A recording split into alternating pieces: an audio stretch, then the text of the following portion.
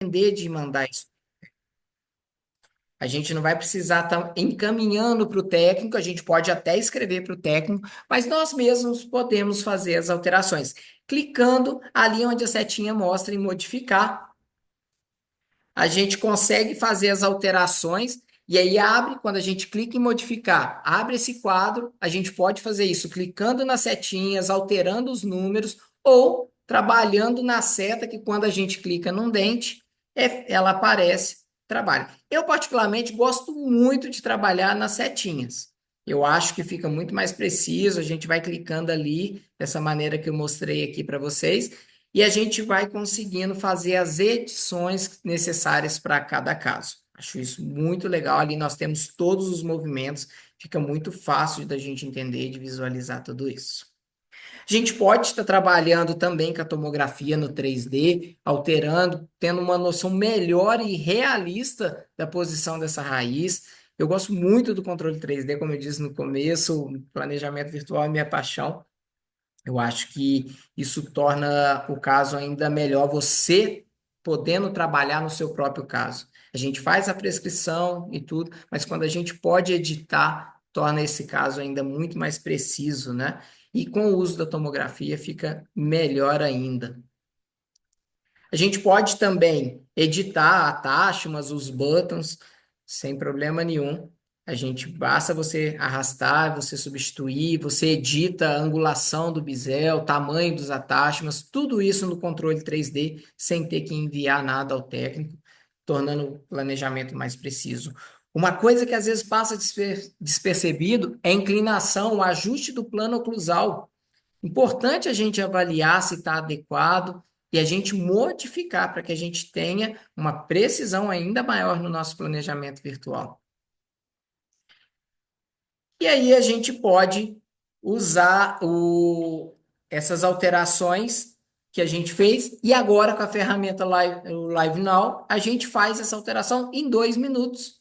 Basta a gente clicar ali no Live Now, automaticamente todas as modificações que nós fizemos vai ser salvas, e isso faz com que você ganhe muito tempo, otimize muito tempo no dia a dia, né? Sem ter que mandar para o técnico. Exceto algumas, se for uma mudança muito grande, aí pode ser que apareça uma mensagem, tenha que enviar ao técnico, mas caso contrário, não. E eu gosto muito dessa possibilidade de fazer o Live Now, porque agiliza. Então, chega o planejamento, eu faço a edição que eu quiser, quantas vezes eu quiser. Tá tudo muito fresco na minha cabeça. Eu consigo fazer essas alterações e vou modificando, faço uma, vejo o vídeo, modifico, tá tudo rápido. Se eu escrevo, eu tenho que esperar voltar, por mais que volta muito rápido, quando no Live Now é tudo muito automático, né? E também, às vezes eu posso escrever de uma maneira não muito clara, e isso vai gerar um problema de comunicação e não vai vir tão preciso quanto eu fazendo as modificações no 3D. Os movimentos vão ficar com certeza muito mais assertivos, né? E além disso, você pode sim escrever o técnico, ele faz as modificações para você, ou então eu, quando faço todas as movimentações no 3D e quero mudar o estagiamento não tem como. O estagiamento eu vou precisar escrever ao técnico que ele faça para mim o estagiamento. Então, eu faço todo o preparo, deixo o modelo exatamente como eu pretendo e faço a solicitação da alteração do estagiamento para esse caso. Então, fica muito mais preciso o meu planejamento, eu consigo fazer todas as edições que eu desejo para esse caso. Né? Então, a guia de escrita, eu vou sempre solicitar alterações de replanejamento ou alterações no planejamento, de estagiamento. Importante uma observação: seja muito claro, seja objetivo. Não adianta você usar temas prontos, frases prontas. Cada paciente é único. Você vai precisar escrever. Eu gosto muito de escrever em tópicos para os técnicos. Acho que fica muito efetivo, acho que o retorno é muito bom. Eu sinto meus planejamentos vindo, quase que não tenho que fazer alterações. Então, é muito importante a gente ser objetivo e claro, e de preferência escrever sempre em tópicos. E aí é nesse campo que a gente escreve para o paciente. Ou então, estou satisfeito com o meu planejamento, já revisei todas essas etapas, as 5 etapas, a gente clica em aprovar o plano e com isso vai ser autorizada a confecção do planejamento virtual, né? Agora, muito importante, a gente falou da parte básica dos 5 passos para a gente avaliar o nosso Clean Check, mas nós precisamos entender os princípios biomecânicos dos alinhadores. São 3 palavrinhas que toda vez que nós trabalhamos com alinhadores, nós não podemos esquecer. Não tem como você visualizar um planejamento virtual sem lembrar que os alinhadores empurram, abraçam e a palavra ancoragem. Por quê? Diferente dos bractes, os alinhadores, eles trabalham empurrando os dentes. Então, nós vamos ter que pensar em cada movimento de cada dente, como vai acontecer esse empurrão. Um exemplo que eu sempre dou: é fácil empurrar um incisivo central superior para vestibular ou para lingual? É fácil. A gente tem a superfície vestibular e lingual para o plástico empurrar. Agora, é fácil empurrar um incisivo central superior para extrusão? Se o plástico ele entra de incisal para cervical, ele não puxa o dente, ele empurra o dente. Ele não tem a superfície ideal para empurrar esse dente. Então, eu vou ter uma dificuldade no empurrão. E aí eu vou ter que avaliar como é a qualidade do abraço desse plástico no dente. Se eu tenho uma coroa mais volumosa, eu tenho uma superfície maior de contato, eu tenho uma qualidade maior do meu abraço. Ainda assim, eu posso aumentar a ancoragem. Eu posso usar, por exemplo, os attachments, recursos para aumentar a pega do plástico no dente, para que ele tenha uma qualidade maior para empurrar. Então, esses detalhes de pensar como o meu plástico vai empurrar o meu dente é fundamental para que a gente tenha sucesso com os alinhadores.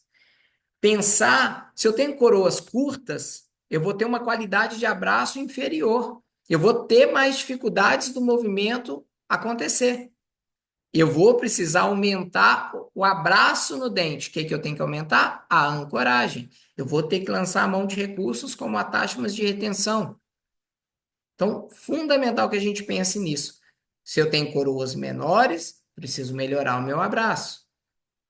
Dependendo também dos movimentos, por exemplo, todos os casos que você vai trabalhar uma intrusão. A intrusão, o plástico faz força, por exemplo, no incisivo, o mesmo exemplo central superior, para intruir. Superior vai empurrar esse dente para cima. O dente vai devolver uma força proporcional expulsando esse plástico, esse alinhador para fora. O que a gente precisa fazer? Aumentar a ancoragem, aumentar a retenção desse plástico. Então, sempre que você tem intrusão, você vai precisar pensar nos dentes vizinhos com attachments de retenção para segurar esse alinhador, evitar que a reação o empurrão para intruir esse dente devolva uma força de extrusão para expulsar esse alinhador dos dentes. Então, pensar nessas 3 palavras é fundamental para o sucesso dos alinhadores. E isso, no momento de fazer o planejamento virtual, essas 3 palavras têm que estar ali, dente a dente. Então, quando você trata com o alinhador, você vai ter que olhar o que está acontecendo no segundo molar, no primeiro molar, no pré-molar, e entender como está sendo o empurrão, se a qualidade do abraço é boa e se você vai ter que reforçar a ancoragem. Além disso, a gente vai ter que entender da classificação dos movimentos. A classificação dos movimentos passa por 3 palavrinhas também, que são os movimentos sinérgicos, standalone e antagônicos. E eu coloquei propositalmente verde, amarelo e vermelho como um semáforo. Aonde? Verde são os movimentos que a gente sempre vai buscar, que são os movimentos sinérgicos. Eu gosto muito dessa imagem da seta, que ela resume muito bem os movimentos sinérgicos. São movimentos que, somados, conduzem para o mesmo lugar. Se a gente for em teoria, são quando tem movimentos que ao redor do centro de resistência dá a mesma linha de ação de força no alinhador. Vamos falar de um exemplo dele? Eu quero fazer uma extrusão desse incisivo. Se eu puder fazer uma extrusão com uma lingualização, eu vou estar produzindo um movimento sinérgico. É um movimento muito mais previsível do que você fazer uma extrusão pura. Por quê? Porque nós atuamos fora do centro de resistência. Então, nós sabemos que mesmo na ortodontia fixa, toda vez a gente atua fora do centro de resistência porque os braços estão colados na coroa. Que a gente promove uma extrusão, a gente vai promover uma lingualização. A gente vai precisar, se a gente não quiser, fazer torque resistente, alguma coisa nesse sentido. E com o alinhador não é diferente. Então, você tem um paciente no qual você está planejando extruir um dente. Se você puder, para esse caso, planejar junto com a extrusão uma lingualização, você vai ter uma previsibilidade muito maior, porque você está criando movimentos cinésticos. E o movimento cinético vai te dar uma boa previsibilidade. Você tendo um movimento cinético, você vai poder aumentar a velocidade de troca dos seus alinhadores.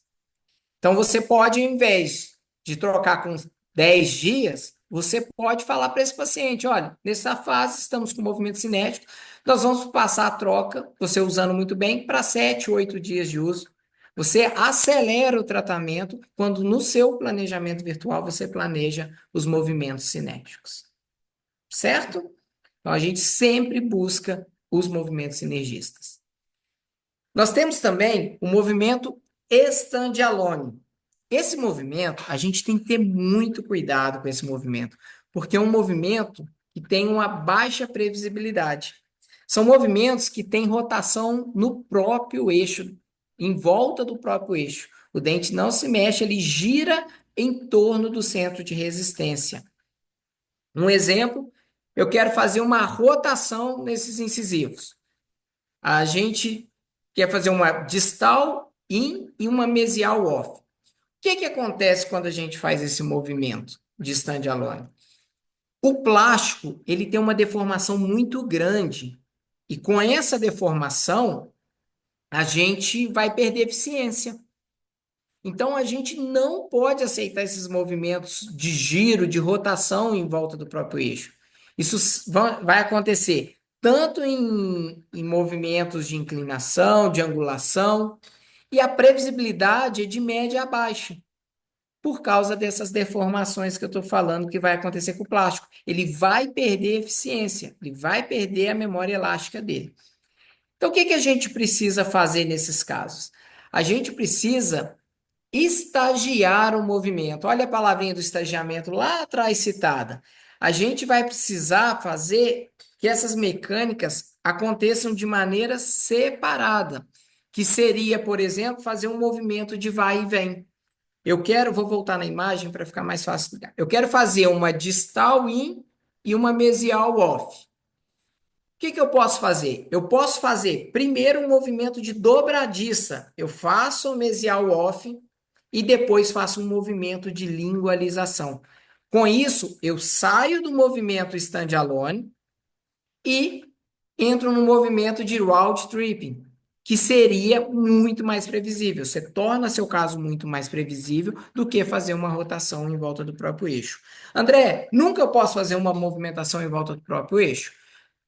Não, você pode fazer, mas você vai ter que entender que vai ter baixa previsibilidade e provavelmente você vai ter que usar recursos adicionais. Por exemplo, lançar a mão de um binário com botão e elástico.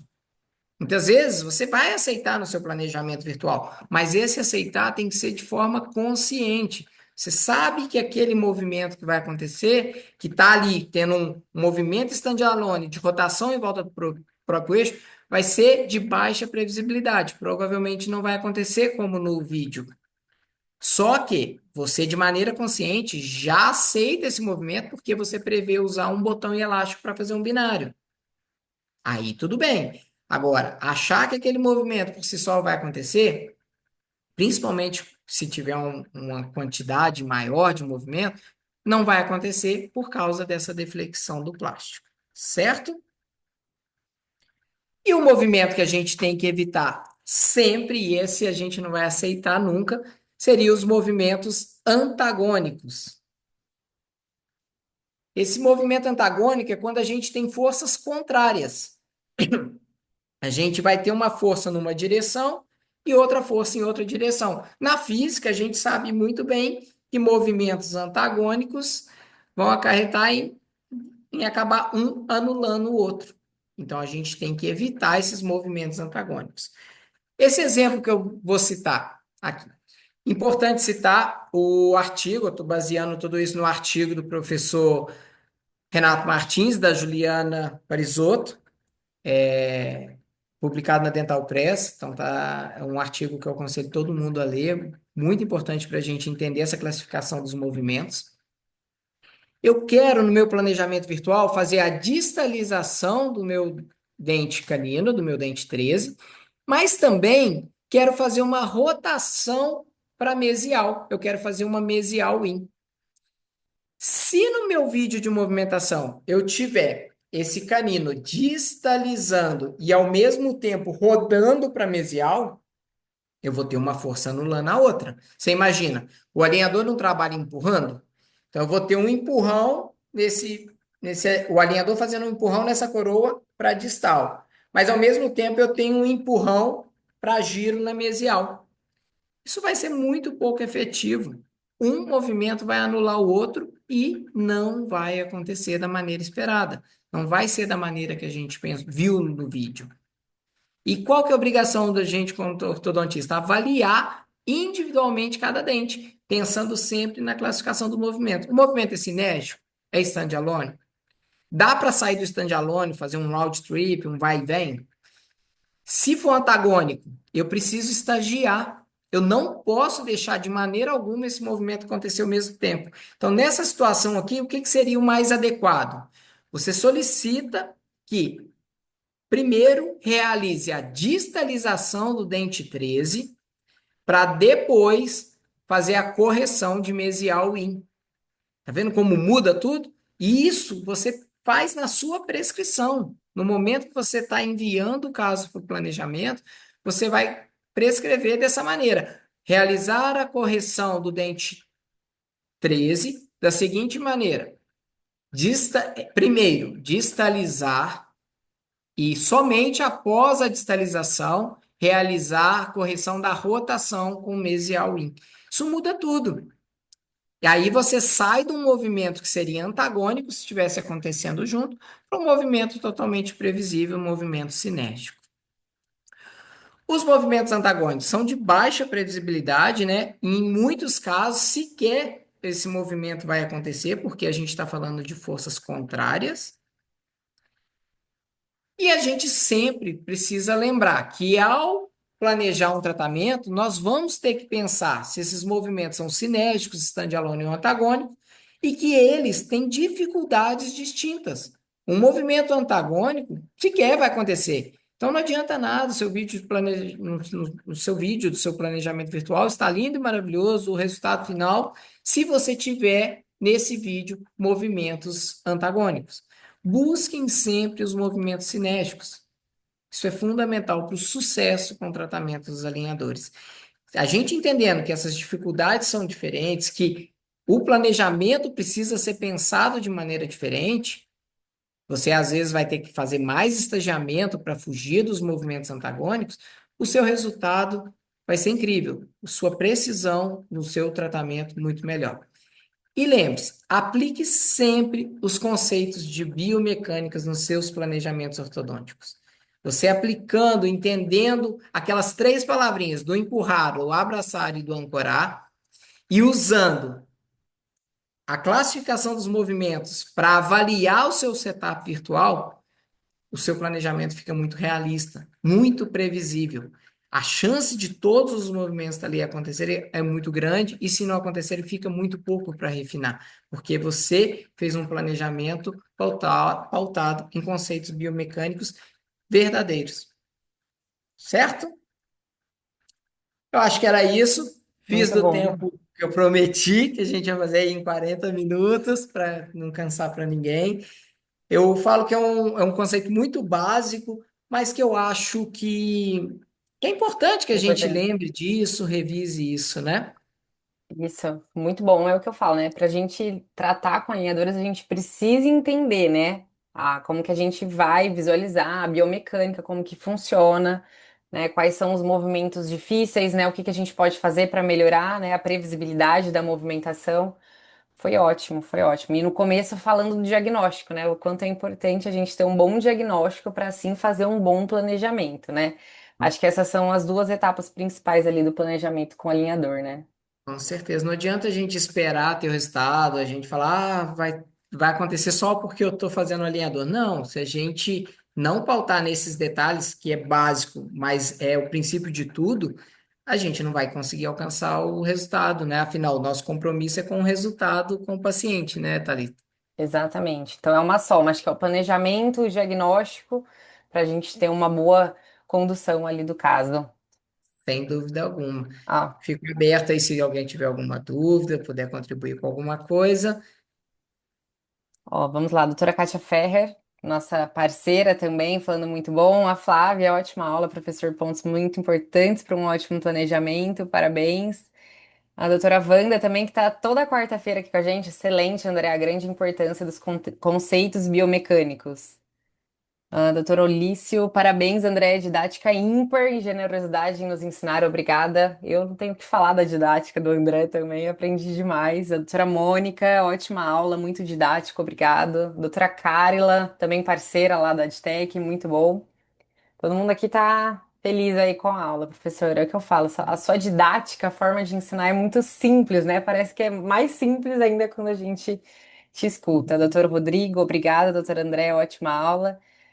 Bom, acho que todo mundo ficou muito feliz aqui com a sua participação, doutor. Obrigada, viu, professor? Sempre a importância aí de da gente toda quarta-feira bater, né, esse papo com speakers diferentes, né, convidados diferentes, para a gente entender, né, esse conceito, ajudar, falar também da ortodontia fixa, né? Eu acho que é muito importante esse bate-papo aqui com colegas. Legal, legal. Então, gostaria de agradecer a todos pela atenção. Muito obrigado. Parabenizar a Adtech, a Angel, a todos pela essa iniciativa de trazer sempre conhecimento, muito democrático para todo mundo. E fiquei muito feliz em poder participar e espero ter contribuído aí, poder contribuir com todo mundo. Em breve aí a gente espera estar de volta. Com certeza. Bom, bom evento amanhã, que seja um Muito sucesso. obrigado. Quem não assistiu tudo depois também tem no Horta Education, a gente coloca lá no Horta Education. Obrigada, gente. Boa noite. Obrigada, professor. Foi um prazer, viu?